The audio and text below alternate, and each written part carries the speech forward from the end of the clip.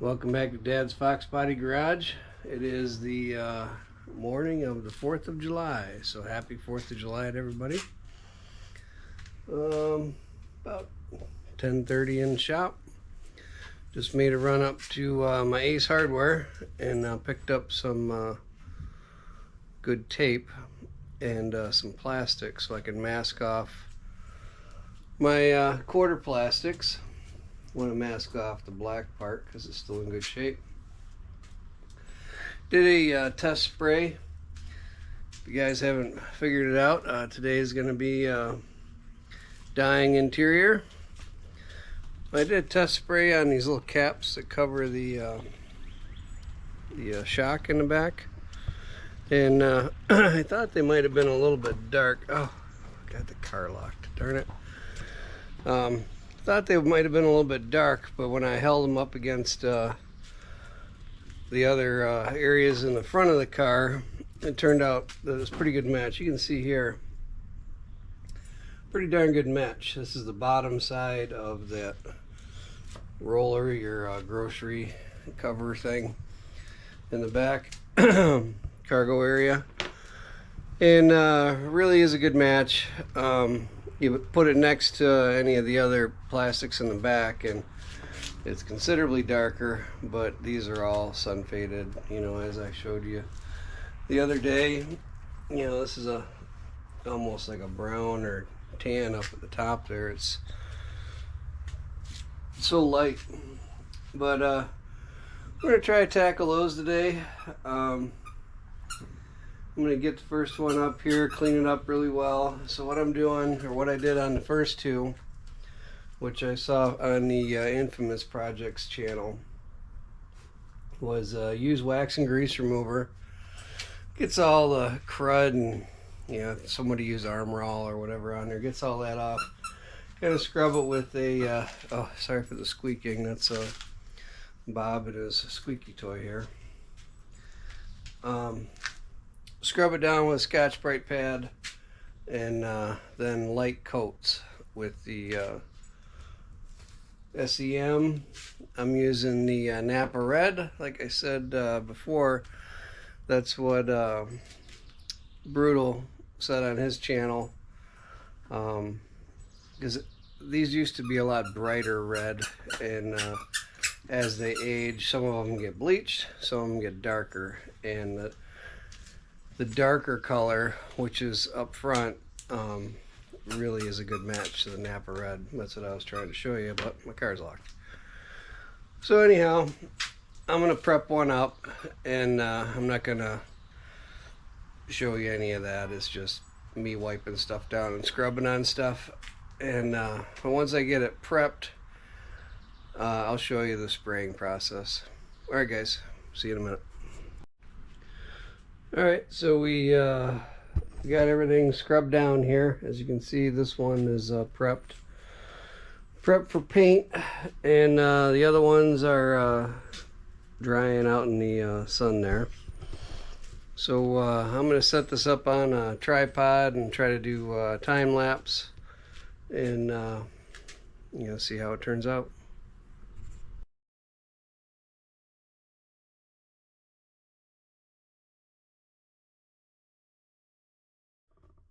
Alright, so that's one dust coat on there, and from what I've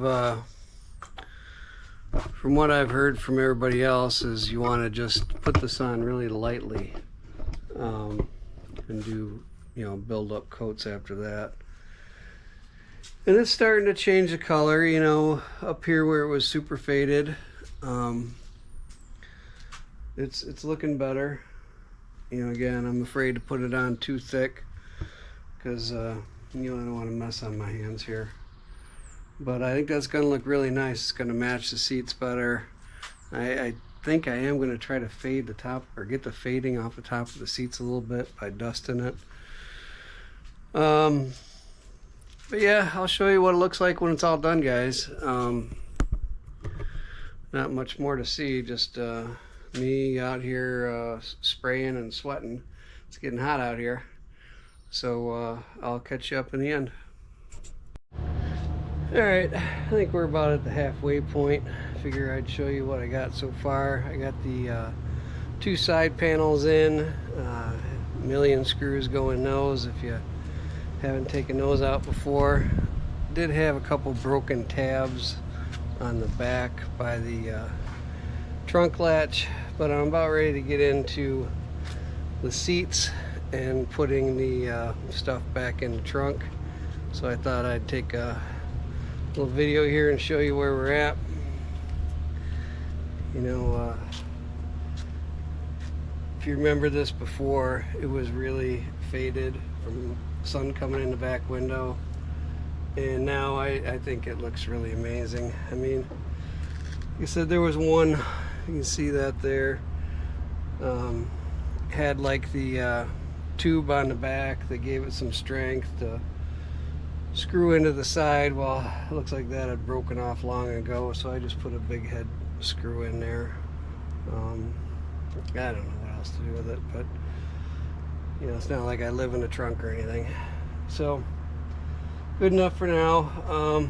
It's pretty clean. I'm gonna wipe it out a little bit and start wrestling with the seats. Hopefully they go in easier than they came out. I think I just learned something. I think you should unbolt the cushion from the hardware. It may make going, should make it a lot easier, because it was kind of miserable coming out the other way. We'll see. Maybe I made it harder for myself, but I'll let you know. But yeah, it's I say it's probably at the halfway point. No joke, this is probably, you know, twice as big of a job as I thought it was going to be, but it's also turning out a lot better than I thought it was going to be, with that SEM die. One thing I wouldn't recommend is this frog tape for delicate surfaces. Yeah, I'm like, oh, well, I won't wreck anything that way, right? Well, that means it's tape that doesn't stick. Probably should have just bought plain old masking tape, but I thought I was gonna be smart. But yeah, it's pretty much like a post-it note. So that was fun, because that was the only tape I had, that or strapping tape, and I didn't want to mess with that stuff, but I made it work. That, and I had you know, a clear drop cloth I just cut up to cover all the black and everything, but it's coming along. I'll show you everything when it's all done and cleaned up, but I'm going to keep going. It's got to be close to 90 right now. It is 1:45, so as you can see, the time's ticking away here, but I'm going to keep going, trying to finish this up. Talk to you in a bit. Hey guys, we're going to wrap this one up on the interior die. I just got everything vacuumed out. It is another day. In fact, it's about 5 to 7 on Friday.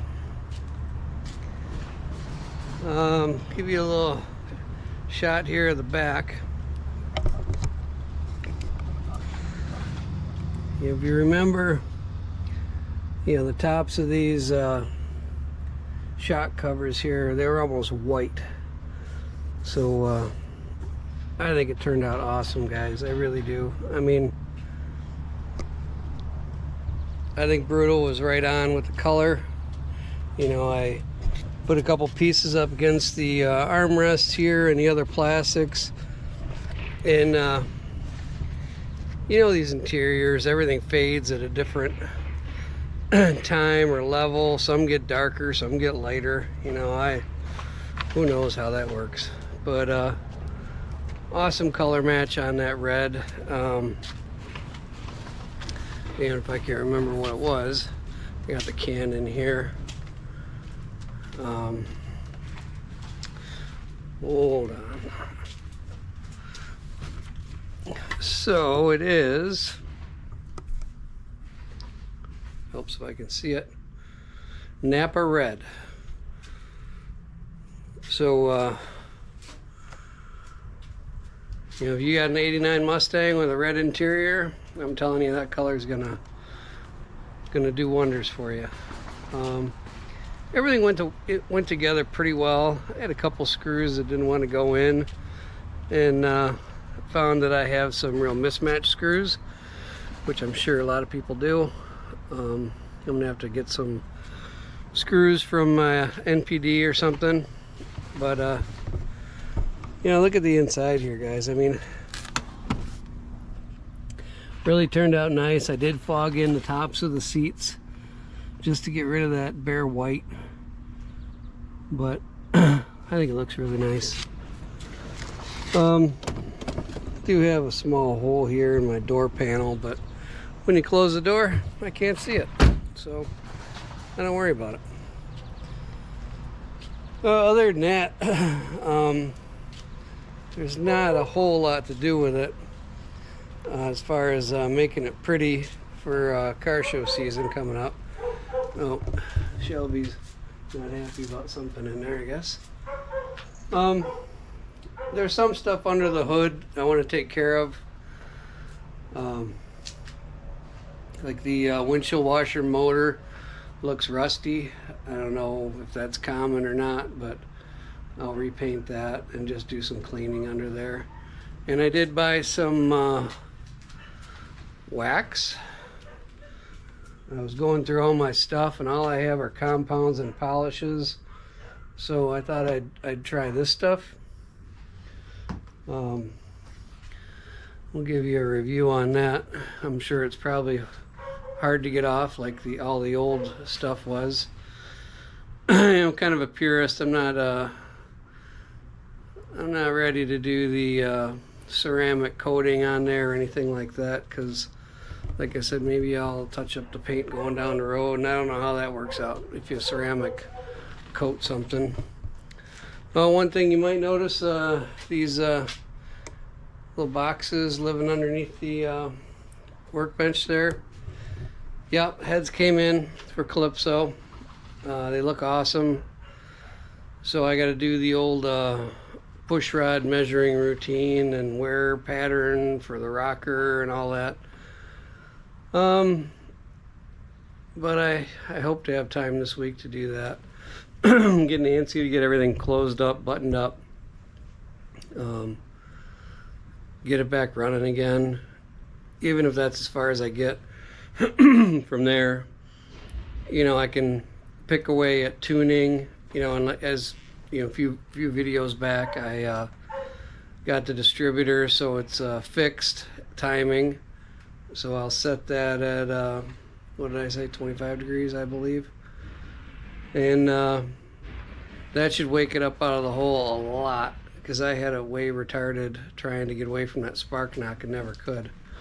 But that was before I knew that the timing advanced 10 degrees further than it should, because of I bought a cheap distributor.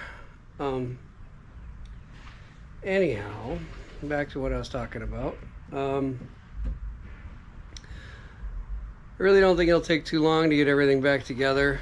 Once I measure for the push rod, there is a local company. I don't know how quickly they can turn stuff around, or if I should just order them off Summit. We'll cross that bridge when we get to it to see price and delivery.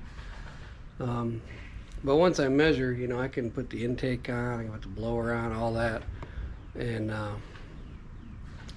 you know, just make sure I bring it up on top dead center, and then I can go around once the push rods come in and adjust my rockers, and she should be back in business. If all goes well, I mean, with this combination, should be right around the power range where I can crack my block in half, so that should be exciting. But then I guess it's just time for Calypso 2.0, where I beef up the lower end. Always intended on doing that, not splitting the block in half, but this was to get it on the road, get it running, start working on other stuff on the car, and in the background I'd like to build a dart dart block, maybe a 331 or 347. Haven't decided which way I want to go. Not crazy about how the piston pin goes through the oil ring of the 347, so I might go with the 331 just because I like that better. Not that it's not proven. 347's been around a while. I just like the idea of my piston pin not going through that oil ring, because I am going to be putting some power through it, and really don't want to do things a third time. I think that's it for now, guys. Thanks for watching, and you know, like always, like and subscribe. And you know, I like watching those subscriptions creeping up. That's pretty awesome. I think that's about it. I haven't heard anyone wanting these quarter windows, so I'll probably just wrap them up and throw them on the shelf. But hope to see a bunch of Foxbodies out in the next week. Weather's supposed to be, yeah, as good as Michigan weather gets. You know, it could rain any minute or it could be sunny. You never really know. So until next time, thanks for watching.